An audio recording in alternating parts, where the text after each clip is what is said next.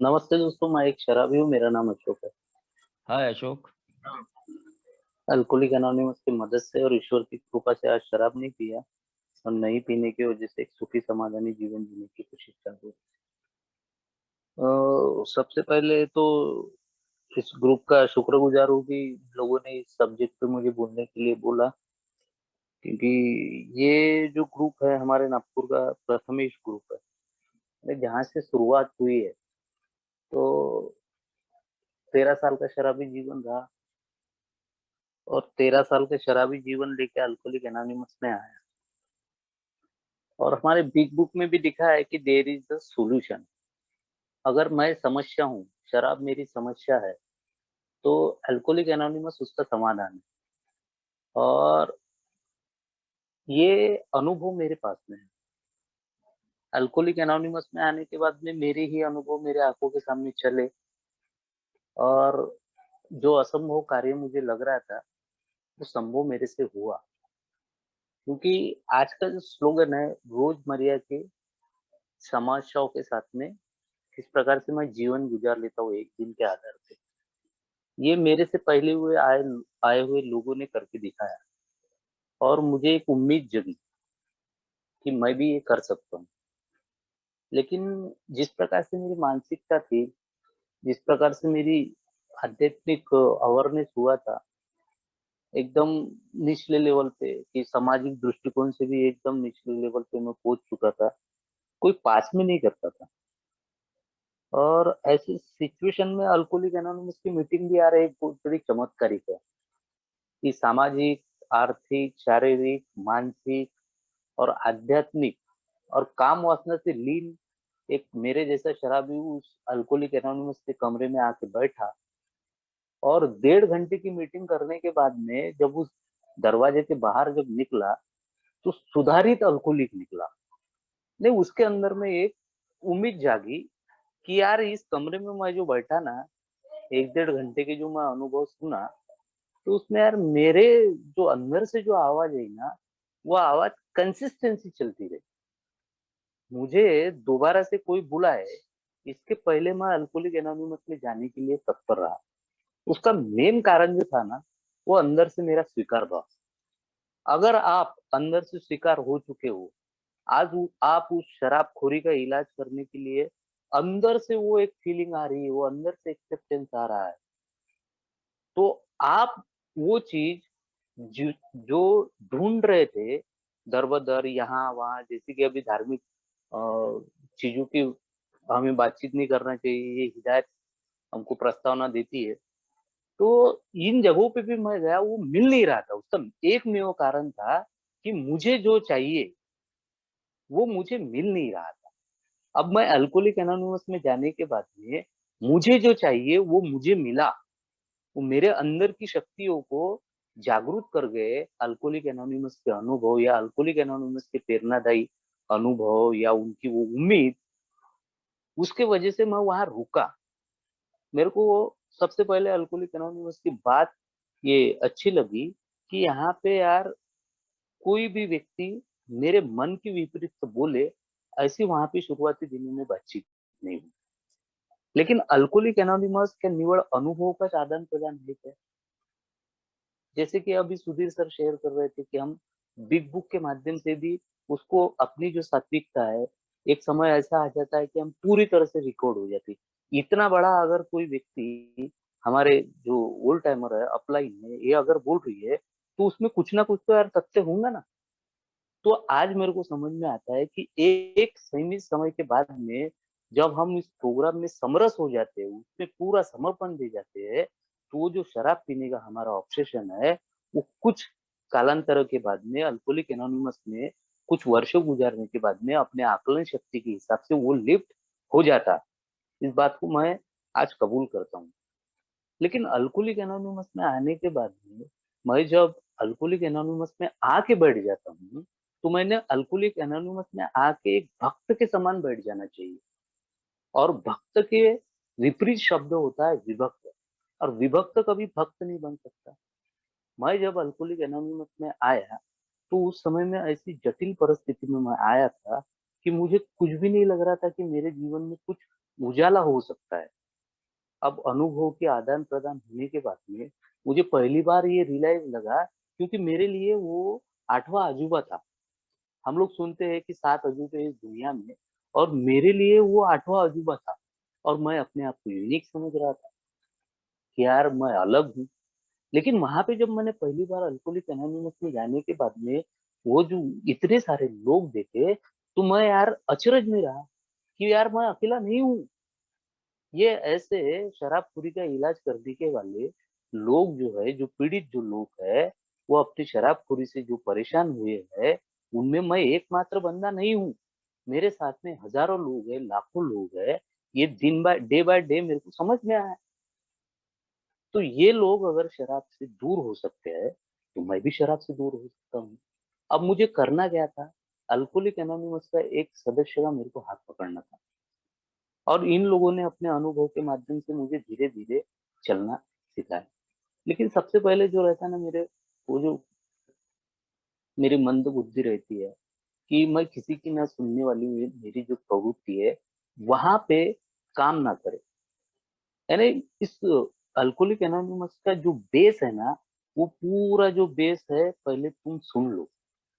अगर मैं किसी की सुनूँगा नहीं, तो मेरे साथ में जो सुधार की प्रक्रिया जो शुरू हुई है, करना चाहती है अल्कोहलिक एनोनिमस, वो सुधार की प्रक्रिया शुरू नहीं होगी। तो सबसे पहले मुझे listen to learn and learn to listen के अंतर्गत में पहले मुझे सुनना पड़ा, और यहाँ पे वो अनुभव चले, और उन अनुभव के माध्यम से मेरे को मजबूरन पीछे जाना पड़ा।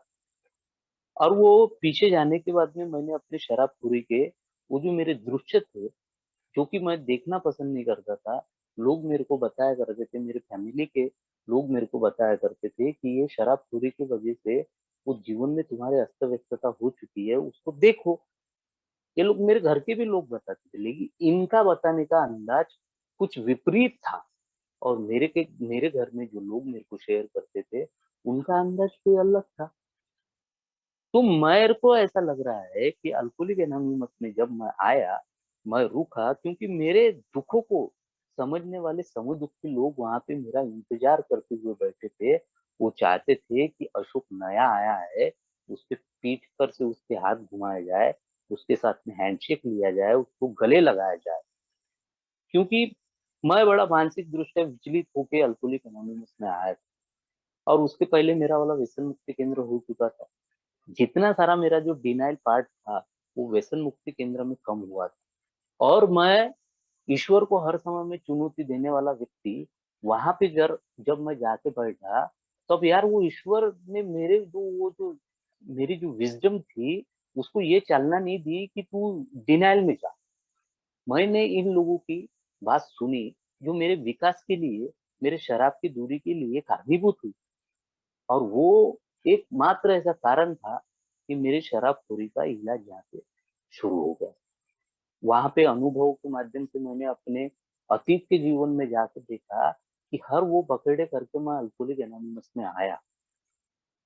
मेरे पैदा होने के पहले ऐसी एक घटना हुई, जिसकी वजह से पूरा भूचाल होने वाला था हमारे परिवार में।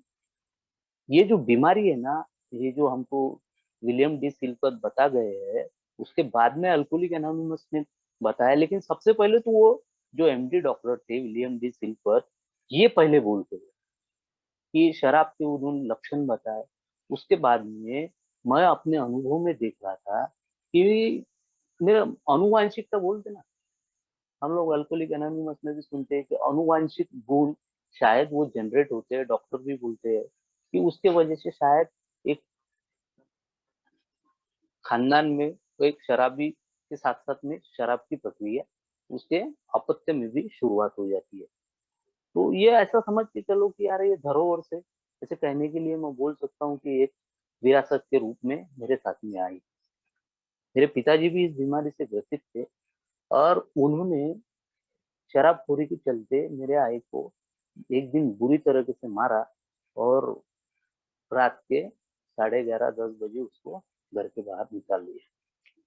अब मेरे आई के पेट में उस समय में मैं 6 महीने का था, और आज से 40 साल पहले ये सब बातें मुझे बताई गई है आई द्वारा, कि आज से 40 साल पहले जहाँ पे व्हीकल नहीं थे, उसको ऐसी भयंकर अवस्था में रास्ते पे वो तड़प रही थी, विनम्र अवस्था में लहूलुहान होके, उसके एक पड़ोस के व्यक्ति ने उसको उसके मायके में छोड़ दिया। और वो मायके में छोड़ने के बाद में वहाँ पे मैं जब पैदा हुआ, तो पिताजी की शराबखोरी की वजह से वहाँ के भी हालात बहुत खराब थे और इधर के भी हालात खराब हो गए।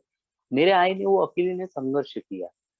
यानी संघर्ष अगर मेरे परिवार में मुझे देखना है ना, तो मेरी आई संघर्ष का बेमिसाल उदाहरण। उन्होंने मेरे आई ने तीनों बहनों की शादी किया मेरे।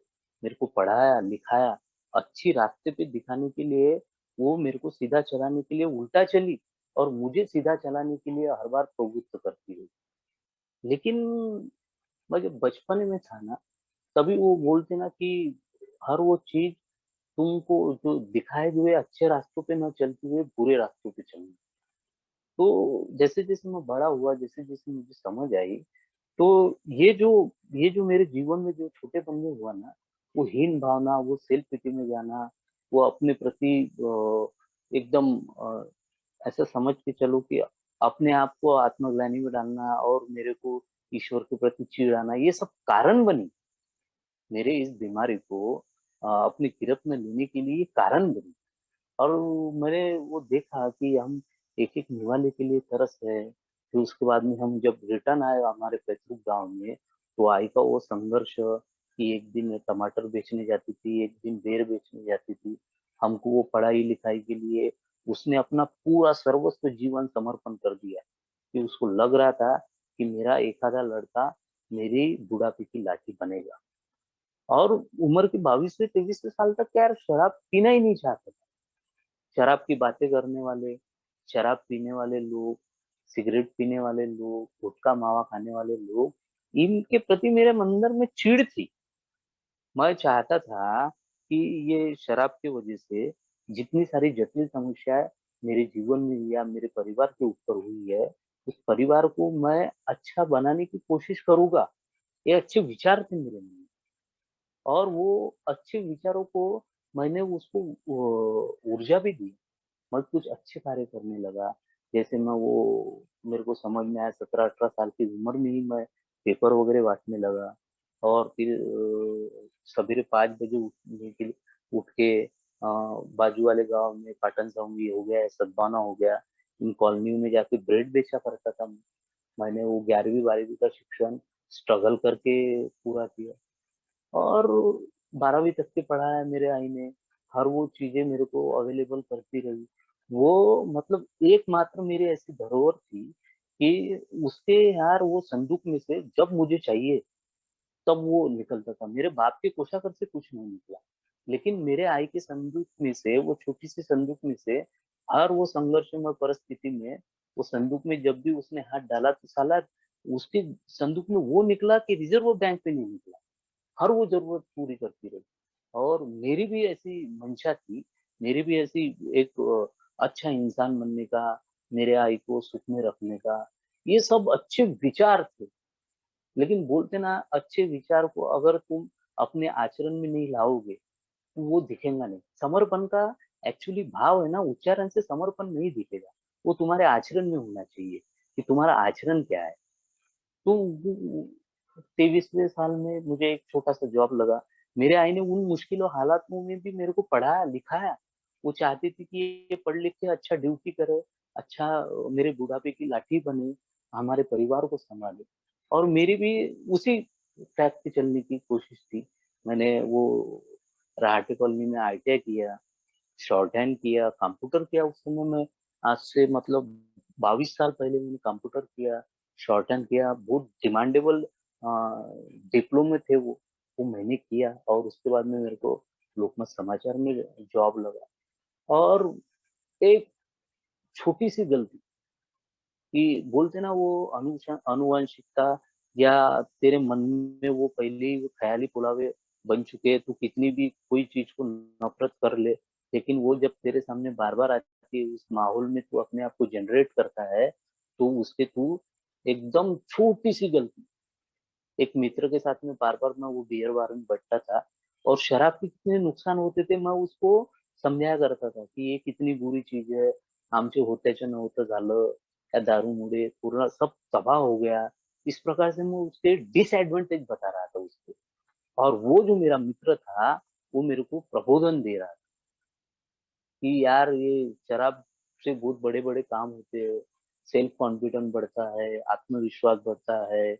और जैसे वो बिल ने लिखा है अपनी बुक में कि ज़्यादातर शराबी लोग जब शराब का सेवन करते हैं, तो उनको बहुत सारी कल्पनाएँ आती है, वो इंडिविजुअल तरीके से अपना प्रोग्रेस करते हैं। इस प्रकार का वो बखान कर रहा था, तो मुझे भी लगा यार पी लेना चाहिए।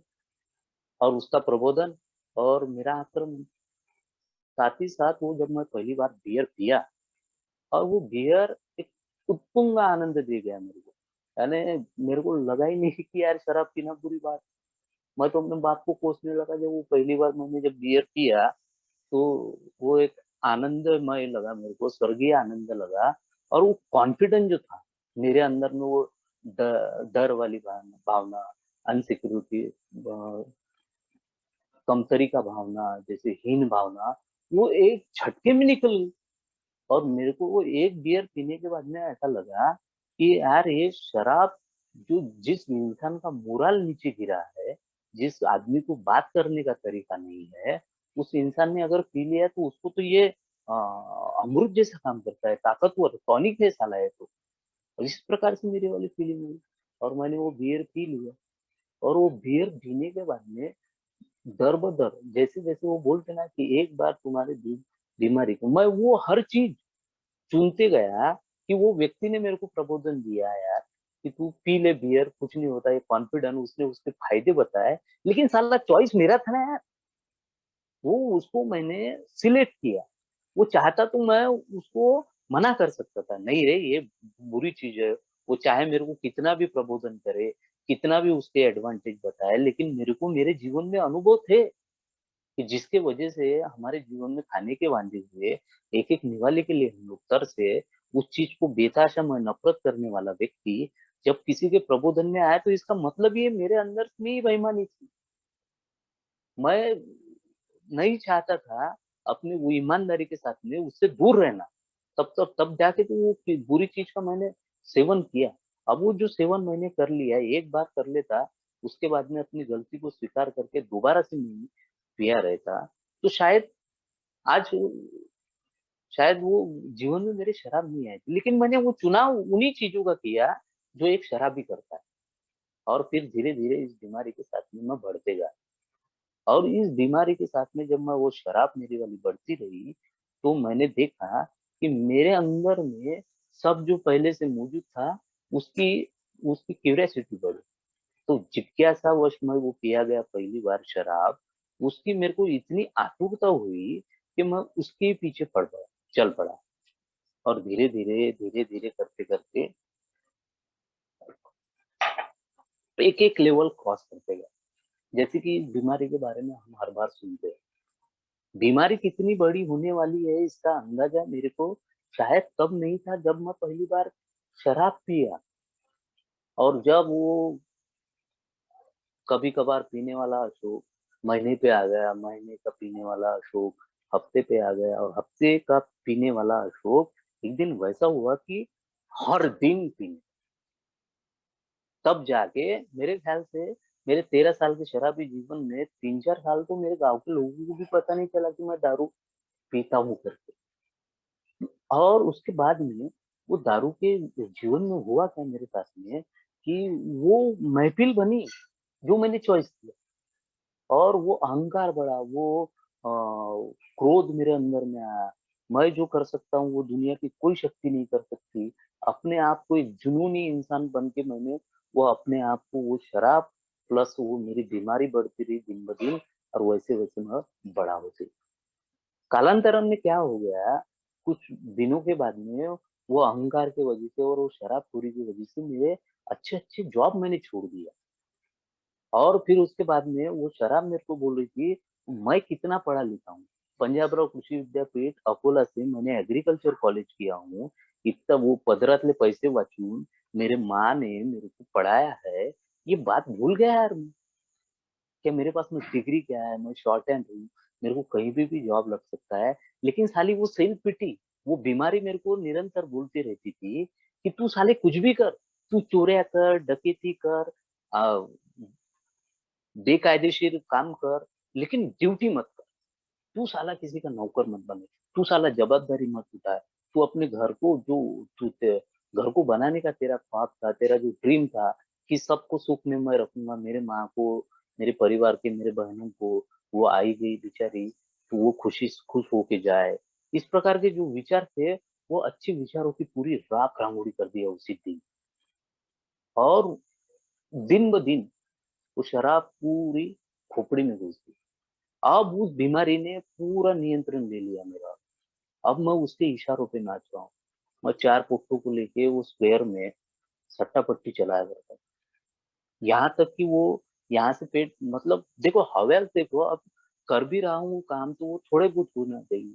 उसकी वो जो डिमांड है ना, वो डिमांड इतनी ज्यादा बढ़ जाती थी मेरी। मैं मतलब मैं अपनी गरज से नहीं मरता हूँ, मैं साला मरता हूँ ना अपेक्षाओं के चक्कर में मरता हूँ। मेरी अपेक्षा थी कि साला यहाँ पे भी कमा लूंगा, वहां पे कमा लूंगा, यहाँ दो पट्टे लगाया कट्टा पट्टी लिए, वहां दो पट्टे लिया, एक ना धड़ बराबर छीन लिया, अनधिकृत कार्य करते रहा, बेताशा तरह का पागल जैसे लोगों के साथ में भिड़ते रहा। यानी किसी किसी के भी साथ में मुंह बजाना, अपनी अरे रावी पना करना, जो शराब मेरे हाथ से करवा रही थी, वो एकदम जीवन पूरा अनियंत्रित हो गया, मतलब कंट्रोल छूट गया मेरा वाला जीवन से। और जैसे जैसे वो शराब एकदम लास्ट चरम पे लेके गई, तो मेरे परिवार के लोगों को लगा, मेरे बहनों को लगा कि यार ये ऐसे तो शराब पी पी के मर जाएगा, तो क्यों ना इसकी शादी कर दिया जाए। और इतनी सारा एजुकेशन, इतना सारा सब परिस्थिति बराबर रहने के बावजूद यार मेरे को कोई लड़की नहीं दे रहा था। सब दिखने दाखने में अच्छा रहने के बावजूद कोई भी लड़की के अगर मैं देखने जाता था, तो उधर से शाम के टाइम में मैसेज आता था, तुमसे ना हमसे जमत नहीं, वो लड़का बहुत दारू पीता है। कोई भी व्यक्ति वहां पे बता देता था, और मेरे को साली चिढ़ आती थी कि यार समाज के लोग मेरे बारे में क्यों ऐसा बोल रहे हैं। आज समझ में आता है ये में रहने के बाद में कि यार वो जो सामाजिक दृष्टिकोण के जो लोग बोल रहे थे ना मेरे बारे में, सही बोल रहे थे वो लोग, वो कहीं गलत नहीं बोल रहे थे। मैं अपने मन की चला रहा। हर बार मेरे को लगता था कि मेरे हिसाब से चल जाए। अल्कोहलिक एनोनिमस बोलती है, तेरे मन का हो तो अच्छा है, और ना हो तो ज्यादा अच्छा है। आज मेरे को समझना पड़ता, आज अल्कोहलिक एनोनिमस में हूं ना, इसलिए वो अच्छी बातों का महत्व समझ में आता मेरे को। उस समय में जो लोग बोल रहे थे, आज यार किसी की भी बेटी है जिसने 9 महीने 9 दिन अपने पेट में संभाला, मेरे जैसे दारूडे को कोई लड़की देगा क्या? आज मेरी बेटी रहती, तो आज भले ही मैं अल्कोहलिक एनोनिमस में हूँ, अगर मेरे लड़की की शादी अगर दूसरे अल्कोहलिक के साथ में करना है, तो मैं 50 बार सोचूंगा कलेजे पे पत्थर रख के कि वो सुधर सकता है या नहीं सुधर सकता है, शायद वो ये में भी होगा तो भी, तो मेरे जैसे को लड़की देंगे क्या? वो लोग सही थे। मेरी जो वो जो राक्षसी वृत्ति वाली विचारधारा थी ना, उसको मेरे को स्टॉप करना पड़ेगा। ये मेरे को समझ में नहीं आया। किसी एक व्यक्ति ने, किसी एक दोस्त के साथ में, किसी ने वो एक ब्लू फिल्म की सीडी ला दी, और मैंने वो पहली बार वीडियो ब्लू फिल्म की वीडियो देखी। उम्र के 25वें साल में मास्टरबेटिंग करना सीख गया। यानी हर वो अश्लील चीज मैं करते गया जो मेरे पास में पहले से मौजूद थी। वो मेरे स्वभाव दोषों में थी, वो मेरे चरित्र दोषों में थी। इस पे मैंने कभी वो अपने आप का आकलन नहीं किया कि मैं किस दिशा में जा रहा हूँ। मैंने सोचा ही नहीं। वो शराब शराब और मैं, और शराब के साथ में लिया गया वो बियर बार में आनंद, वो चार लोगों में बैठना उठना, वो अश्लील हरकतें, वो अश्लील बातें, वो चिड़ी मारी, किसी लड़कियों को छेड़ना, या किसी हीरोइन के वो सेक्सोलॉजी वाली बातें करना, इन सब महफिल में मैंने अपने आप को पूरा उलझा लिया। तो जीवन का जो डेस्टिनेशन था, जीवन का जो मेरा एम था कि अच्छा नागरिक होना चाहिए मैंने, वो एम ही एकदम छूट गया। और धीरे धीरे धीरे धीरे इस बीमारी ने मेरे को कहीं का नहीं छोड़ा। आनंद फानंद में मेरी एक लड़की के साथ में शादी हुई, और वो लड़की इतनी अच्छी थी, मतलब मेरे को ऐसा लगता था कि मैं बड़ा सेलिब्रिटी टाइप दिखता हूँ, और मेरे को कोई साला मेरे जैसे बेवड़े को तो लड़की दे ना। अब वो दे दी ना, तो उसके साथ में फिर मैं अच्छा नहीं रहा। 1 डेढ़ महीने के वैवाहिक जीवन के बाद में इतने सारे कलह हुए, क्योंकि हर वो चीज को बदलने की कोशिश करता है मेरे जैसे शराबी। मैं चाहता था कि बीवी ना पैर की जूती है, उसने मेरे हिसाब से रहना चाहिए। 1.5 महीने के बाद में आए दिन महफ़िल भरती थी। कभी-कभार इतने भयानक दृश्य हुए मेरे जीवन में, मेरे शराबखोरी की वजह से कि यार वो डिलीवरी के समय में मरते-मरते बचे मेरे दोनों बच्चे। दोनों बच्चे के डिलीवरी वक़्त मेरी मौजूदगी ईमानदारी से नहीं थी। इतने सारे जटिल अनुभव। कभी रात बेरात उठना, उनको घर के बाहर निकाल देना, दोनों बच्चों के सकट, और माँ अगर बीच में है उसको भी निकाल देना। वो पूरा फर्नीचर एक जगह, पूरा नियंत्रण। शराब के वो बीमारी के चक्कर में मेरे साथ में से क्या हो रहा है, मेरे को समझ में नहीं आ रहा। वो ड्रेसिंग के कांचेस वगैरह फोड़ना, वो गोदरेज के अलमारी के कांच फोड़ना, एक भयानक दृश्य आ गया यार आंखों के सामने। आज मैं सोचता हूँ तो सहम जाता हूँ कि ये साला सब मैंने किया। जो अच्छी-अच्छी बातें करने वाला, जो स्वामी विवेकानंद को पढ़ने वाला, जो अशोक रामचरितमानस को पढ़ने वाला अशोक, आज इतने निचले लेवल के कार्य कैसे कर सकता है यार? रात-बेरात वो पड़ोस के यहाँ पे वो आसरा लेने चली जाती थी मेरी बीवी, और साला फिर रात के 3 बजे अगर मेरी शराब का कोरा छटा, अगर मेरे को उस समय में छेव आया, तो उतने रात में जाके उनको मारते हुए, चप्पल से मारते हुए, मेरी बीवी को बेताशा बुरी तरीके से मारते हुए घर में लाता था मैं। और वो बच्चे डरे सहमे हुए माँ के पल्लू के पीछे इधर छुपते थे, उधर छुपते थे। लेकिन साला मेरे जैसे बेवड़े की दहशत जैसी की वैसी कायम। पड़ोसी परेशान, पूरे वो मोहल्ले के लोग परेशान, मेरा भाई परेशान, मेरी माँ परेशान। लेकिन कोई व्यक्ति अगर परेशान नहीं था तो वो था मैं। मेरे को लगता था कि इन लोगों की वजह से मैं परेशान हूँ, मेरे वजह से कोई परेशान नहीं। एक शराबी को लगते रहता, पूरे समाज के लोग मेरे को धुतकार रहे थे, लेकिन मेरे को फिर भी आखिरी टाइम में लग रहा था कि ये जो है ना, ये वक़्त की मार है, मेरा नसीब खराब है। इसलिए ये मेरे जीवन में मेरे लिए जीवन में ना साला कालनेमी काम कर रहा है। मेरे प्रगति पथ के रास्तों पे ये बार-बार मेरे नसीब का कालनेमी या बीच में आ रहा है, इसलिए मेरे साथ में ये जीवन में ऐसा हो रहा है। ख़याली पुलाव में ज़िंदगी एकदम समझ के चलो कि वास्तविकता से परे स्वप्न विलास में जीने वाला, बोलते हैं ना अल्कोहलिक, बिग बुक में भी लिखा है कि स्वप्न विलास में जीने वाला एक अल्कोहलिक में बन गया। ऐसे में कई बार, ऐसा एक बार का ऐसा उदाहरण है कि वो मेरी बीवी, मैं बाहर से शराब पी के आया और वो मेरी बीवी ने थोड़े से सब्जी में है के थोड़ा-सा गलती कर दी। तो मैंने उसकी वो गलती निकालते-निकालते उसको गाली-गलौज किया, वो भी रेस में आ गई।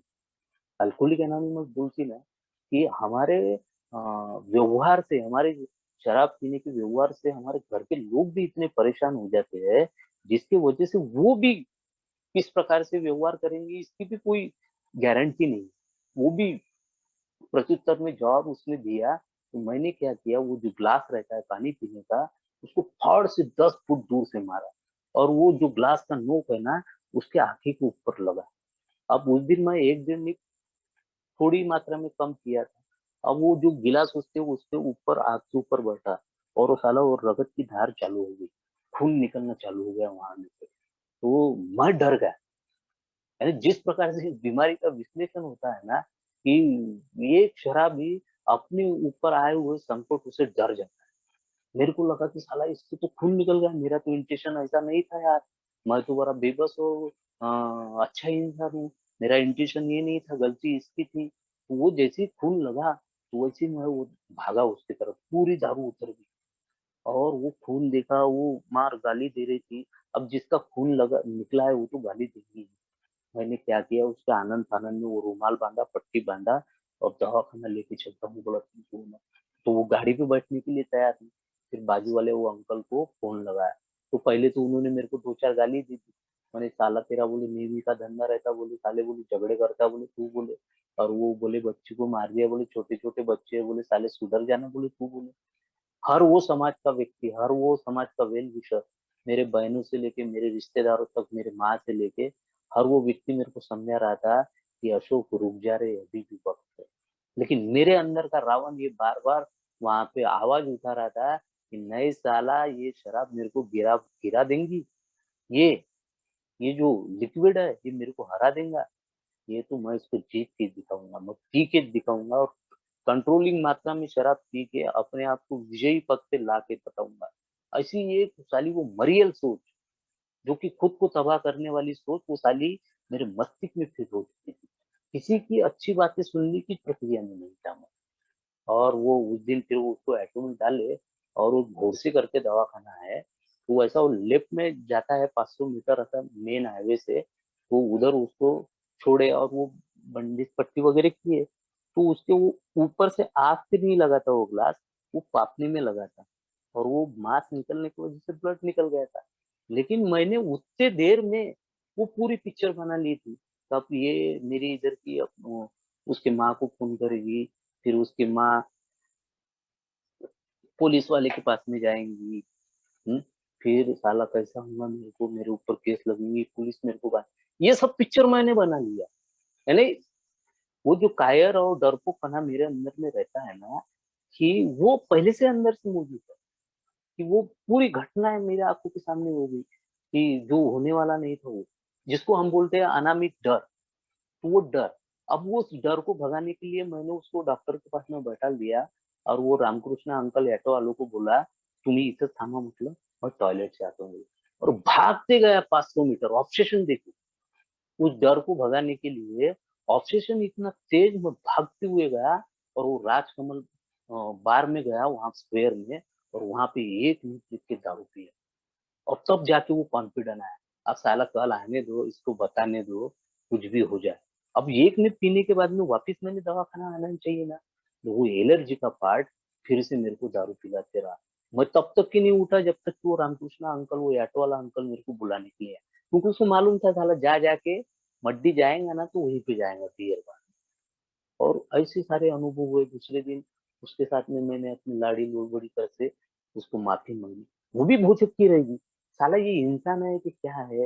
रात में मेरे को इतना सारा मारा, मेरा खून निकाला आंखों से, और आज मेरे को बोल रहा है सोनू मेरे को माफ कर दे। बाहरी दुनिया में मैं इंसान था यार, क्योंकि मेरे को, मैं डरता था लोगों से। अगर वहां पे अगर मैं अपनी दिखाता अपनी मुजूरी या अपनी वो पराक्रम मत दिखाने की कोशिश करता था, करूंगा तो लाते खाता था ना, लोग मेरे को छोड़ते थे क्या।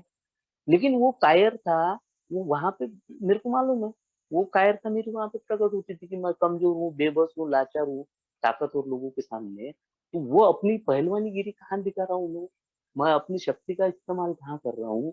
जो मेरे ऊपर डिपेंड लोग है, जो मेरे सहारे से जीवन जी रहे, जो बेबस और लाचार है, मेरे मर्जी के हिसाब से जीना चाहते हैं, उन कमजोरों पे मेरे जैसा शराबी वार करता है। वो भी बहुत शक्ति रह जाती थी। साला ये कैसी डिवोर्स पर्सनैलिटी मेरे को मिल गई है परमेश्वर, कि साला दिन में एक है, रात में एक है, बाहर एक है, अंदर एक है, जानवर है या इंसान भी है। साला ऐसा इंसान तो जानवर से भी मुश्किल। कभी रात देर रात अगर मैं बाथरूम के लिए उठा हूँ 3 बजे, वो सोफे पे सोया करती थी, और वो फिर मैं बाथरूम से वापस आने के बाद में उसके तरफ, मेरे वाले सोफे पे सोई है मेरी बीवी, उसके तरफ मेरी की नजर जाती थी, तो मैं उसको वासना भरी नजरों से देखता था। और फिर अंदर मेरे वाले काम वासना जागती थी, तो उसको मैं हाथ से नहीं हिलाता, ऐसे चमाट मारता था, और उसको इशारे से आंखों से इशारा करके बोलता था चल बेडरूम में। और वो बेचारी क्या तमाशा करना है बार रात में इतने, वो चुपचाप आ जाया करती थी, और मैं उसका लिटरली रेप करता था। कभी उसने मुंह में से आवाज नहीं निकाली। पूरे वो उसके ऊपर जो असह्य अत्याचार हुए वो सहती रही। बोलते ना अल्कोहलिक एनोनिमस में, कि साला दारू मैं पीता हूँ और मेरे सानिध्य में रहने वाले 40 से 50 लोग उसके गिरफ्त में आ जाते, उसकी वो तकलीफ उन लोगों को होती थी। आज अल्कोहलिक एनोनिमस में ये अनुभव देखने के लिए मेरे को बोला गया है, मैंने वो देखे अनुभव, लोगों ने जब अपने अनुभव बताए, तब जाकर मैंने अपने अनुभव देखे। और ऐसी मेरा अल्कोहलिज्म बढ़ते गया, आर्थिक लेवल नीचे नीचे आती गई। आध्यात्मिक जो जितना मेरे को अच्छे संस्कार पढ़ाए थे, जितने मेरे को ईश्वरी मेरे रिलीजन के बारे में बार बार मेरे को पढ़ाया गया था, वो बातें विस्मृति में गई। और मेरे को खाली इतना स्मरण रहा आखिरी के टाइम में, कि बस पीते पीते मरना है। और ऐसी परिस्थिति में, ऐसी विहम्र अवस्था बोलूंगा मैं, कि साला चलता था तो मेरे को चक्कर आता था, आंखों के सामने कान भी चमकते थे, भोड़ आती थी ऐसी। 40 किलो का वजन हो गया। एक जमाने का अच्छा कबड्डी का प्लेयर मैं, क्रिकेट अच्छा खेलता था, वो आदमी की इस बीमारी ने इतनी निचले लेवल पे कंडीशन आ गई कि उसका 42 किलो वजन। और ऐसी परिस्थिति में मेरे सास ससुर ने और मेरे साले ने, मेरे परिवार के लोगों ने मुझे व्यसन मुक्ति केंद्र में डाला। और व्यसन मुक्ति केंद्र में वो वार्डन ने जो पहली बार मेरे को कनपट पकड़ के मारा, वो कनपट पकड़ के आज भी वो श्रीमुख पे मेरे वाले आज भी वर उनटे है। वो मेरे को समझ में आता है कि शायद वो व्यक्ति मेरे को इन लोगों के समान ही अगर झेलते रहता ना, तो शायद वो मेरी सुधार की प्रक्रिया नहीं शुरू होती। और वो साला, वो पहली बार उसको मैंने हाथ जोड़ा, वो थी मेरे वाली असली विनम्रता। अहंकार का खच्चीकरण अगर कोई अगर शस्त्र कर सकता है, तो वो है विनम्रता, प्यार पूर्वक। और वो विनम्रता मेरे अंदर में पहली बार मैंने देखा कि किसी व्यक्ति को मैं अपना मार बचाने के लिए उसके सामने विनम्र होके बोल रहा हूँ, भैया मारो मत, मैं यहाँ पे रहेगा। और वहाँ पे वो 90 दिन की ट्रीटमेंट, और वहाँ पे वो alcoholic anonymous doctor Bob deal sir, वो सुधार की प्रक्रिया काउंसलिंग में एक ही बात का बार बार जिक्र, शराब पीना अपने आप में एक बीमारी है और बढ़ते जाने वाली बीमारी है। ये बार बार वहाँ पे सुनने के बाद में जब मुझे डिस्चार्ज हुआ और जब मैं घर में आया, तो एक सुधार की प्रक्रिया शुरू हो चुकी है। अब उसकी सुधार को प्रक्रिया के लिए खाली मुझे अब वो आगे चल के उसको सोने जाना है। हम अल्कोहलिक एनोनिमस में लाए गए बंदे में और आए गए बंदे में फर्क महसूस करते हैं। मैं अल्कोहलिक एनोनिमस में आया, घुटनों के बल आया, मुझे अल्कोहलिक एनोनिमस में किसी ने लाया नहीं। इसलिए वो पहली दिन मेरी प्रक्रिया शुरू हो गई कि मुझे करना क्या है एक्चुअली। और यहाँ पे जब अनुभव मैंने सुना, तो आज भी मेरे को याद है कि विजय यस चेयरमैनशिप कर रहे थे परमेश्वर ग्रुप में। और रिलैक्सेशन व्यसन मुक्ति के डिस्चार्ज के बाद में जब मेरा रिलैक्सेशन हुआ, और वो पिक्चर अल्कोहलिक एनोनिमस का मैसेज जब वो मैंने उन्होंने बताया था, और वो जब मुझे मैसेज मिला अल्कोहलिक एनोनिमस का, कहा तो मैं भागते हुए गया। क्योंकि इस बार मुझे अच्छा जीवन जीने के लिए अंदर से वो ईश्वर आवाज दे रहा था कि तू जा, वहां पे तेरे लेवल के ईश्वर बैठे। और हम अल्कोहलिक एनोनिमस में जाके बैठा ना मैं, तो वहां पे मेरे जैसे कई ईश्वर बैठे थे मेरा इंतजार करते हुए। ईश्वर होता क्या है? ईश्वर वो होता है जिसमें अच्छे सद्गुण हो। ईश्वर वो व्यक्ति होता है जो मेरे को गले लगा के मेरे सम दुखों के साथ में भागीदार बन के उस दुखों में से निकालने के लिए प्रवृत्त करता है। ईश्वर वो व्यक्ति होता है जो मुझे सही मार्ग दिखाकर अच्छा जीवन जीने के लिए प्रवृत्त करता है। और वो ऐसे ईश्वर मेरे को वहां पे मिले। जब मैं अगले वाले व्यक्ति में घृणा, नफरत ये सब छोड़ के उसके अंदर में प्यार, करुणा और सहानुभूति देख रहा हूँ, वही ईश्वर बैठा है मेरे सामने। यानी वो भी ईश्वर है और मैं भी ईश्वर हूँ। अब जब दोनों ईश्वर एक मेत के भाव से निस्वार्थपने जब वो आलिंगन लेते हैं, हम गले मिलते हैं, तब जाके मेरी सुधार की प्रक्रिया शुरू होगी। और जो मेरे को अल्कोहलिक एनोनिमस में आने के पहले व्यसन मुक्ति केंद्र वालों ने सिखाया था कि यार अब शराब छूट गई तो इसका मतलब ये नहीं है कि तू सैराट जैसा भगेगा। मेरे को एक एक दिन के आधार पे इन लोगों ने अपने जीवन को, शराब छोड़ देना मुझे सब समस्याओं का हल नहीं है। शराब से दूर होकर एक अच्छा जीवन तेरे को जीना है, ये अभी भी कार्यक्रम है। उसमें तुम्हारी जो है ना अंदर से, जब जब भी मैंने अपने अहंकार को आगे लाने की कोशिश की है, मैं अपने परिस्थिति को अपने घर चलाने में या वर्तमान को चलाने में असमझ रहा हूँ, असहज रहा हूँ। यानी वो मेरे से जमा नहीं है। और जब भी मैंने अपने आप को विनम्र पाया हूँ, अपने आप को मजबूत पाया हूँ, यानी अपने आप को बुद्धिमान समझने से अच्छा है कि अपने आप को बुद्धिहीन समझो। तब तुमको लोग तुम्हारे हिसाब से तुमको बुद्धि देंगे। क्योंकि शराब पीते रहने की वजह से अब वो मेरी बुद्धि ही काम नहीं कर रही है। अब मैं बुद्धिहीन हो चुका हूँ। लेकिन यहाँ पे जैसे जैसे मुझे शिक्षा प्रणाली के अंतर्गत में अल्कोहलिक एनोनिमस ने बीमारी बताई और उस पे उपचार बताया, जो कि मेरे को लगता है one day at a time ये कायम स्वरूपी है, ये उसका उपचार है। मैं ज्यादा दिन के बारे में ना सोचते हुए एक दिन के बारे में अगर सोचता हूँ, तो ये मेरी वाली ट्रीटमेंट है, ये वो संजीवनी है जिसकी मैं बरसों से तलाश कर रहा था कि यार कोई संजीवनी मिल जाए मुझे, तो मैं इस बीमारी में जो कि मेरे को मेरा वाला जान लेने के लिए तुली है, वो संजीवनी अगर मुझे मिल जाती है तो मैं एक दिन के आधार पे शराब से दूर हो गया। वो संजीवनी मुझे मिल, वो महामंत्र मुझे मिल गया। तीन लोगों ने बताया कि छोटी छोटी बातों पे तू ख्याल रख, तू सोच, सोच बड़ा, तू बड़ा सोच ले, तू ताजमहल बांधने की सोच ले, लेकिन कभी भी याद रखना, ताजमहल जो बना है वो छोटे नींव के पत्थरों से बना है। और वो नींव के पत्थर दिखते नहीं है, लेकिन उसके बगैर शायद ताजमहल खड़ा न रहता। वो नींव का पत्थर मुझे तलाशना है। वो अल्कोहलिक एनोनिमस में आने के बाद में जब मैंने वो छोटी छोटी चीजों पे काम किया कि सवेरे से उठते बराबर अपना वो मेडिटेशन करना, प्राणायाम, योगा करना, अपना जो मैंने जो अल्कोहलिज्म के पहले का जो ड्रीम मैंने बनाया था कि यार मैं एक अच्छा घर बना सकूं, मैं अच्छा रहन सहन कर सकूं, अल्कोहलिक एनोनिमस में आने के बाद में धीरे धीरे वो सब चीजें मैं करते गया। क्योंकि मुझे नहीं लगता था, पहले तो ये नहीं लगता था कि मैं शराब से दूर होऊंगा करके। और जैसे जैसे एक एक दिन शराब से दूर हुआ, वैसे वैसे मेरी वाली जो अच्छे विचारों मेरे अंदर में आते गए, और बुरे विचार जो कि मुझे अपने वो विचारों में मैं वो एक दुनिया जो मैंने बना ली थी बुरी वाली, वो बुरी दुनिया से मेरे को बाहर निकालती गई अल्कोहलिक एनोनिमस। और एक एक दिन के आधार पे मेरे को ऐसा लगता है कि अल्कोहलिक एनोनिमस में आने के बाद में आप एक मीटिंग करके रुक गए तो शायद आपको वो नहीं मिलेगा जो अल्कोहलिक एनोनिमस देना चाहती है।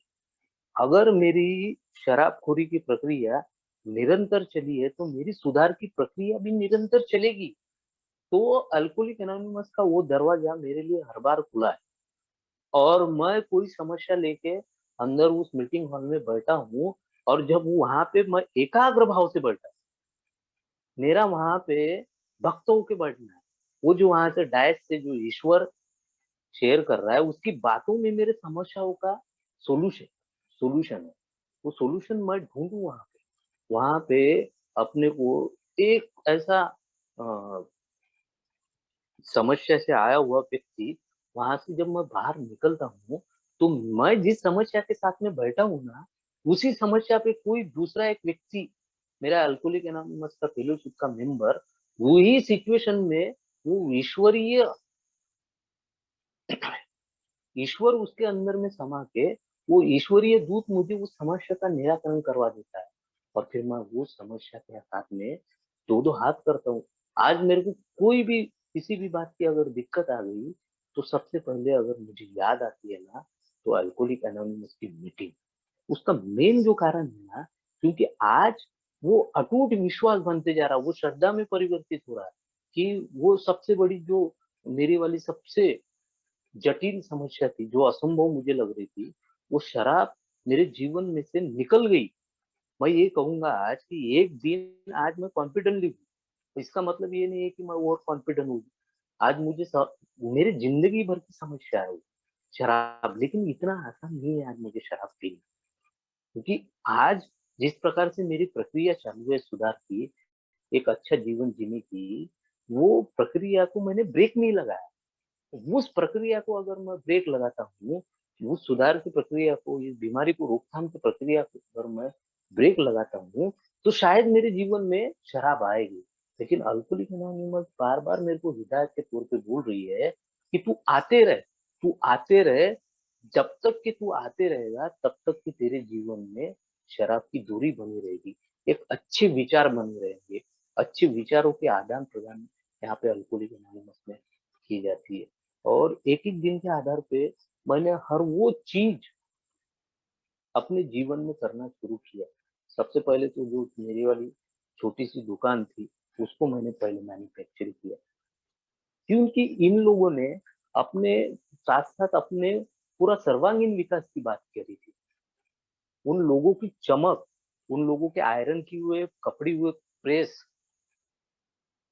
धुले हुए चेहरे मेरे को इस बात की ओर इशारा कर रहे थे कि तू भी ये अपने जीवन में कर सकता है। मैंने वो अपनी छोटी सी दुकान को फिर से रिकंस्ट्रक्शन करते हुए उसी पे ईमानदारी के साथ किया। मैं असफल इसलिए होता था ना क्योंकि सफलता के किए गए हुए प्रयासों में बेईमानी रहती थी, वो ईमानदारी के साथ नहीं होते थे। और जब मैं वो ईमानदारी के साथ में अपनी छोटी सी शॉप को मैन्युफैक्चर किया और ईमानदारी के साथ में बैठा रहा, 5:15 बजे उठ जाना, मेडिटेशन, योगा करना, अच्छी आदतों को अपने जीवन में डेवलपमेंट करना, फिर 2 किलोमीटर वॉक करना, 2 किलोमीटर जाके फिर से रिटर्न आना, आंग नहाना, अच्छा स्वच्छ रहना, अच्छी आदतों को मेडिटेशन करना, प्राणायाम, योगा करना, और फिर उसके बाद में 7 बजे सवेरे जाके दुकान पे एकाग्र भाव से बैठना। शायद कस्टमर आए ना आए, लेकिन मेरा ये काम है। इस काम की वजह से भले ही मुझे थोड़ी सी कम कमाई मिलेगी, कम पैसे मिलेगी, कोई प्रॉब्लम नहीं है, धीरे धीरे होगा। अल्कोहलिक एनोनिमस ने बताया है कि ज्यादा घाई गड़बड़ करने की जरूरत नहीं, धीरे चल। और फिर मैंने वही किया। मैं सवेरे 7 बजे दुकान पे जाके बैठ जाता था, पूरा अपना कार्यक्रम करने के बाद में, और दिन के 1 बजे तक के बैठता था ईमानदारी के साथ में। कुछ दिनों के बाद में ऐसा हुआ कि मेरी लगातार मेहनत, मेरा वो परिश्रम ईश्वर से देखा नहीं गया। और ईश्वर भी वही व्यक्ति को मदद करता है जो कुछ करना चाहता है। वो ईश्वर ने एक एक करके, एक एक, दो दो, चार चार में अच्छे बर्ताव की वजह से लोगों में भी ऐसी चर्चाएं मिलने फैलती गई कि यार आता हाथ दारू नहीं पे, अभी अच्छा रहता है, ईमानदारी के साथ में दुकान चलाता है, जो कि मेरे अंदर में थी नहीं। मैं ईमानदार बना तो धीरे धीरे मेरे को वो ईश्वर ने और मेरी मेहनत ने सब वो चीजें दी, पैसा दिया, पानी दिया। और वो धीरे धीरे जो मेरा एक ड्रीम प्रोजेक्ट था, जो मैं बचपन से सोचा करता था कि मेरे आई वो एक छोटा सा मंदिर बनाऊंगा जिसमें वो उसके भगवान रहेंगे, उसकी वो पूजा अर्चना करेगी। क्योंकि कई बार वो देवता को मैंने गाली दिया हूँ उसके सामने। उसको मैं बोला तेरे 36 कोटि देवांगन कोई काम के नहीं है, एक भी साला मेरे को शराब से दूर अगर कर दे तो सबकी मैं आरती उतारूँ, ऐसा बोलने वाला अशोक। वो एक ड्रीम प्रोजेक्ट मैंने बनाया।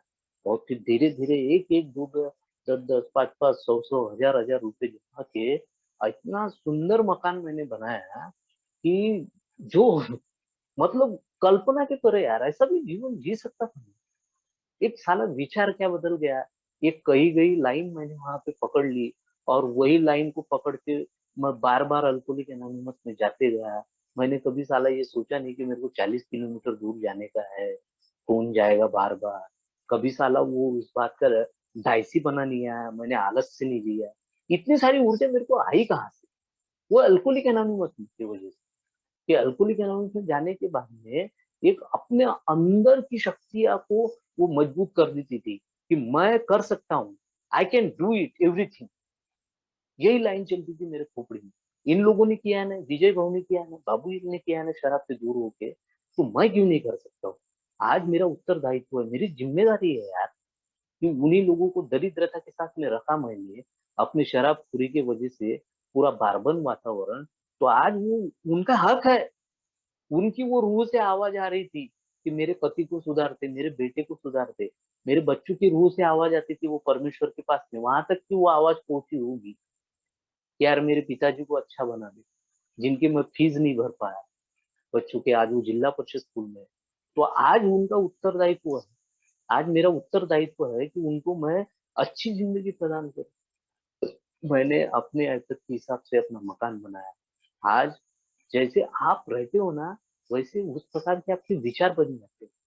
आप ये सोच के देखो कि जिस दिन आप नया शर्ट पहनते हो और मार्केट में निकलते हो, तो आपके अंदर की फीलिंग अलग होती है। अगर मैं साला पुरानी बंडी पहन के निकला हूँ या पुराना शर्ट पहन के निकला हूँ, तो उस समय में आपको कैसा लगता है? एकदम वो अच्छे विचार नहीं रहते। लेकिन अल्कोहलिक एनोनिमस ने मेरे को अप टू डेट बनाना सीखा, किसी का नुकसान न करते हुए, किसी के सबके बारे में सदहित, उसका अच्छा हो जाए, शायद साला मेरा बुरा हो जाए, ये सत्कर्म कर। अल्कोहलिक एनोनिमस बोलती है कि अपने विचारों को अगर तू सही दिशा में, सही ढर्रे पे अपने जीवन पे अगर लागू करेगा, तो अल्कोहलिक एनोनिमस एक दिन के आधार पे तेरे को अच्छा जीवन जीने के लिए अभिप्रेरित करेगा, जो कि मैं जी रहा हूँ। मैंने सोचा नहीं था इतना सुंदर मैं जीवन जी रहा हूँ। जिस बीवी को मैंने बदलने की कोशिश किया बार बार, वो साधन है, साधन समझ के मैं उसका इस्तेमाल करते हुए आया, वो साधना निकली मेरे लिए। आज वो छोटे-छोटे कोई मतलब छोटे-छोटे कामों के लिए हम मैं उसका विचार लेता हूँ, उसके विचारों पे चलता हूँ, आज सभी को महत्व देता हूँ। मैं सर्वज्ञ नहीं हूँ, इस बात की इस बात की जो मेरे को पकड़ जो बैठी वो अल्कोहलिक अनोनिमस में। नहीं तो मैंने किया सो कायदा, यही मेरे जीवन में चलता था। लेकिन आज अल्कोहलिक एनोनिमस और ईश्वर के हाथ में अपना हाथ देने की वजह से एक सुंदर और खुशनुमा ज़िंदगी जी रहा हूँ। ये पूरा श्रेय अल्कोहलिक एनोनिमस का है, क्योंकि उसने विचार बदल दिए। मैं एक छोटी-सी स्टोरी शेयर करूँगा और अपने शेयरिंग को खत्म करूँगा कि 6 दोस्त रहते, वो जंगल के रास्ते से जाते रहते और जंगल के रास्ते से जाते-जाते एक मित्र बोलता है, मुझे बहुत भूख लगी। सामने आम का पेड़ रहता है। दूसरा मित्र ये बोलता है, ला इधर कुऱ्हाड़ी, मैं इस पेड़ को पटक देता हूँ, तू आम खा ले।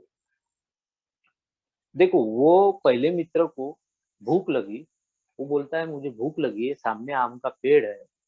दूसरा मित्र क्या बोलता है, ला कुऱ्हाड़ी, तोड़ देता हूँ। मतलब पहला जो आया विचार उस मित्र के, वो तोड़ने का। तीसरा मित्र क्या बोलता है, अरे नहीं रे, पेड़ मत तोड़े, शाखा तोड़ ले। अब देखो, दोनों मित्र पहले को भूख लगी, दूसरा मित्र बोल रहा है झाड़ को तोड़ देता हूँ, तीसरा मित्र बोलता है झाड़ मत तोड़े, शाखाएँ तोड़ ले। लगे दोनों तोड़ने पे छे, एक पूरा तोड़ना चाहता है, एक आधा तोड़ना चाहता है। अब जो चौथा मित्र है वो क्या बोल रहा है, अरे शाखाएँ मत तोड़े, टहनियाँ तोड़ ले, टहनियाँ तोड़ ले। अगर इसको रंगों में अगर हम बाँटते हैं, तो पहला एकदम उग्र, लाल, उसके बाद में जो आधा तोड़ने के लिए बोल रहा हूँ, वो केसरी।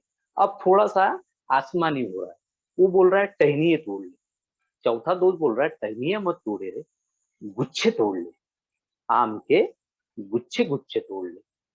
पाँचवा व्यक्ति क्या बोल रहा है, अबे गुच्छे मत तोड़े रे, उसमें के पके-पके तोड़ ले। अब हो गए ये 5 विचार। अब वो जो छठवां मित्र रहता है वो सब सुन रहा है। कोई बोल रहा है पेड़ तोड़ दे, कोई बोल रहा है शाखाएँ तोड़ ले, कोई बोल रहा है टहनी तोड़ दे। कोई एक दोस्त बोल रहा है गुच्छे तोड़ ले, कोई एक आखिरी दोस्त बोल रहा है कि पके-पके आम तोड़ रहे और छठवा वो आखिरी जो विचार था छठवें मित्र का, वो क्या बोल रहा है, बे पागलों बोले, क्या तोड़ने-ताड़ने में लगे हो बे बोले, ये नीचे देखो बोले पके-पके आम पड़े हैं बोले, नीचे देख लो बोले, ये पके आम पड़े हो बोले, क्या तोड़ने-ताड़ने में लग गए बे बोले, उठा लो बोले पके आम उठा के, खा लो बोले, पेट भर लो बोले। वो छठवा विचार मेरे को अल्कोहलिक एनोनिमस का चाहिए है कि जो मेरे पास में है वो पर्याप्त है, जो मेरे पास में है वैसी उसी में मेरे को समाधान होना है, क्योंकि मेरी आखिरी तक के मेरे जीवन में यही लड़ाई चलने वाली है, प्राप्त और अप्राप्त में। जो भी मेरे अनुभव थे आज पाने को उतनी बड़ा शांतिपूर्ण सुन लिया, सभी का धन्यवाद।